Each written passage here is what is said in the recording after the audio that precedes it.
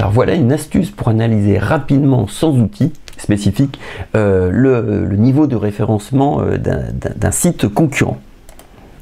Alors, imaginons que je sois obsédé par l'univers de la chaussure et que mon concurrent numéro 1, ce soit chaussures.fr. Et je voudrais savoir s'il est bien positionné.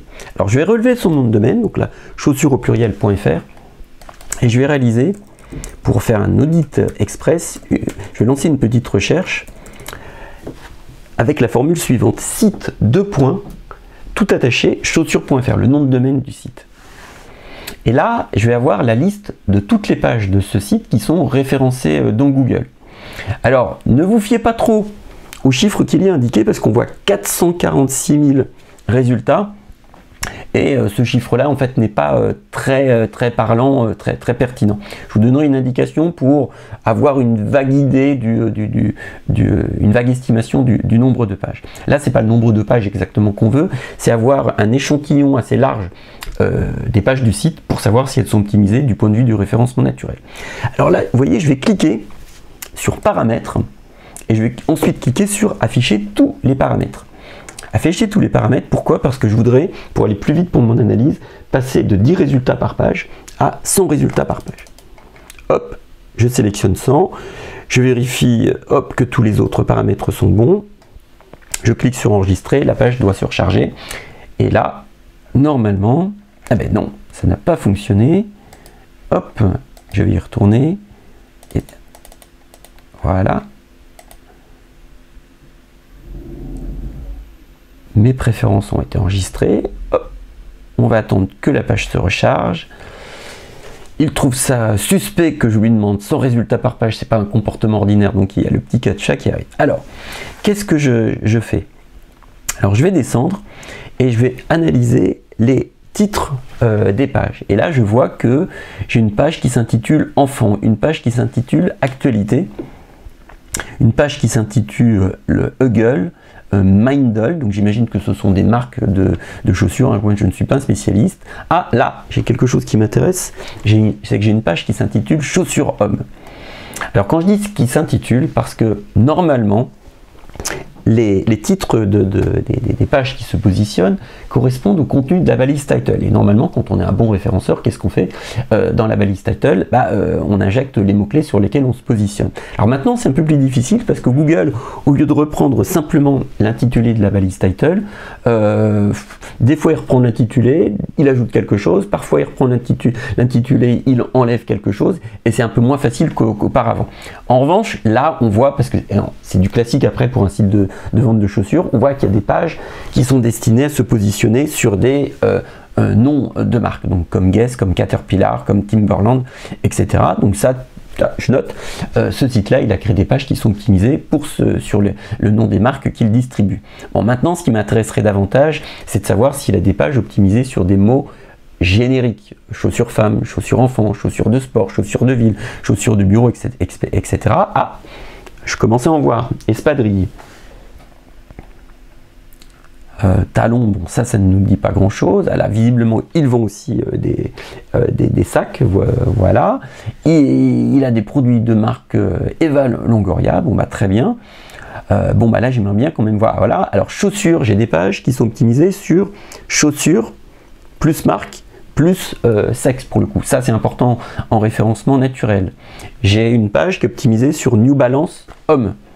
Alors, est-ce que c'est vraiment ça? Est-ce qu'elle est vraiment optimisée là-dessus? Ou est-ce que Google a renommé la balise title? Donc pour ça, je me connecte sur la page. J'accepte d'être traqué. Et du coup, je vais passer en releveur. Et si, effectivement, l'intitulé de la page, New Balance Homme, correspond, l'intitulé de la balise title correspond bien à ce que je voyais. Alors ça, c'est intéressant parce que je pense que du point de vue du référencement naturel, ça n'est pas réellement optimal. Moi, si j'avais été à leur place, j'aurais optimisé la page non pas sur New Balance Homme, mais sur chaussures New Balance Homme. Parce que du coup, ça me donnerait des chances de me positionner sur chaussures New Balance, alors des chances, hein, pas la garantie, et chaussures New Balance Homme qui me semble être quelque chose de plus pertinent que juste New Balance Homme. Les requêtes, même incluant des marques, normalement, sont un peu plus descriptives au produit. Ce qui veut dire quoi? C'est que même si le site là, alors il faut que je fasse des vérifications derrière, hein, évidemment, se positionne bien sur le mot chaussure, alors après, le nom du site l'aide parce que tous les liens qui vont pointer vers lui vont contenir le mot chaussure au pluriel. Mais après, ça ne veut pas dire que parce qu'il est super fort sur ce mot-là, qu'il tape bien dans toute la longue traîne. Et là, vous voyez, je commence à avoir un doute. Alors du coup, ce que je peux faire après, alors il faudrait que je vérifie que sur chaussure homme, enfin sur chaussure New Balance homme, il ne se positionne pas. Parce que je peux me tromper et puis Google peut avoir décidé d'autre chose. Là, je vais quand même essayer de comprendre, de voir autre chose. Le contenu des pages. Est-ce qu'il y a du contenu texte, même sur ces pages avec des listes de produits? En dehors du texte hein, qu'il y a ici, qui est toujours à peu près le même, hein, c'est sneakers New Balance Homme, sneakers New Balance Homme. Je n'ai pas de basket par exemple New Balance Homme. Alors que je sais par exemple que chez Sarenza, il y a des pages qui sont optimisées sur basket. Alors basket, c'est has-been, c'est OK boomer, mais en attendant, c'est moins fun que sneakers. En attendant, il y a encore pas mal de gens qui cherchent des baskets. Et là, visiblement, on n'a pas forcément ça. Et là, j'arrive tout en bas de la page et je n'ai pas de texte optimisé. Alors, c'est pas rédhibitoire quand on a un fort réseau de liens pour se positionner sur le mot, mais en général, pour le coup, il est conseillé d'avoir un minimum de texte optimisé sur le mot sur lequel on souhaite se positionner. Donc ça, c'est intéressant. Alors, est-ce que j'ai des pages qui sont censées se positionner sur, voilà, sur des mots-clés génériques? Là, par exemple, j'ai une page qui semblerait être optimisée dessus, Bottine Rangers. Donc c'est un mot-clé que ce site vise éventuellement. Alors ça, c'est intéressant, puisque là, en fait, on a une page, non pas qui appartient à la boutique, à la partie e-commerce du site, mais au blog. Et là, on voit que c'est une étiquette, donc on imagine que le site doit être géré sur, ce blog doit être géré sur WordPress. Alors je vais essayer de voir si je peux le détecter rapidement pour le coup ou pas. Voilà, alors là, voilà. J'ai un WP dans le code qui sort, donc c'est géré avec un système de gestion de contenu qui s'appelle WordPress, donc c'est juste à côté de la boutique, et automatiquement il y a un tag qui a été généré, mais la page n'est pas si optimisée que cela sur le mot Bottine Rangers. Donc là c'est intéressant parce qu'on voit qu'on a un site qui est relativement bien positionné sur son cœur de mots. Et puis là, on voit que si on descend, les pages sur les mots-clés, il n'y a pas tant de pages que ça optimisées sur des mots-clés génériques. Il y en a une que j'ai vue qui est intéressante, chaussures de sport femme. Et là, chaussures de sport femme, c'est un bon mot-clé hors marque pour le coup, donc ça c'est intéressant. La balise title, donc du coup, est optimisée. Chaussures de sport femme, choisissez le modèle dont vous rêvez. Chaussures de sport femme.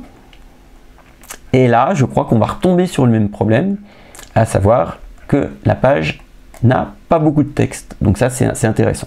Et puis, on va s'arrêter ici, mais on va faire un dernier contrôle.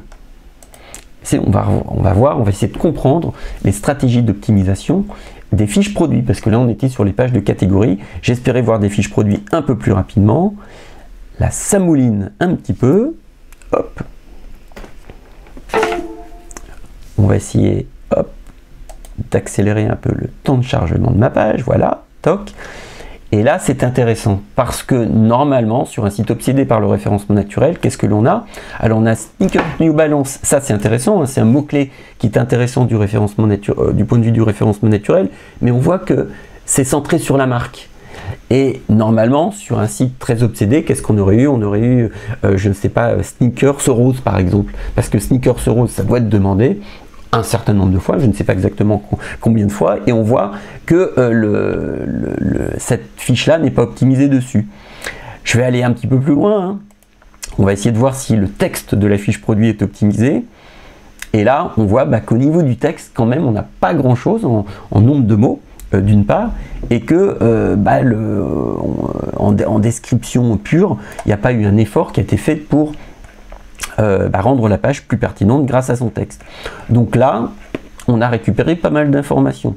Ce site-là, il nous bluffait pas mal parce qu'il arrivait à se positionner sur le mot chaussure, mais après, au niveau des pages internes, ben, il n'est pas si fort que ça. Ce qui veut dire que vous, si vous êtes un petit site qui se positionne, qui veut se positionner dans l'univers de la chaussure, ben, vous voyez que celui-là, vous pourrez probablement le battre en optimisant le code, en choisissant mieux les mots, en optimisant le contenu des fiches produits ou des pages catégories, parce que visiblement, lui qui est très fort sur le mot chaussure, probablement grâce à du netlinking, ben, il n'est pas si fort que ça en fait sur l'ensemble de la longue traîne, ce qui ne veut pas dire qu'il ne se positionne pas du tout sur la longue traîne, mais du coup il y a des failles dans le filet, des failles dans le dispositif. Après, vous pouvez toujours avec un outil gratuit effectuer un autre test,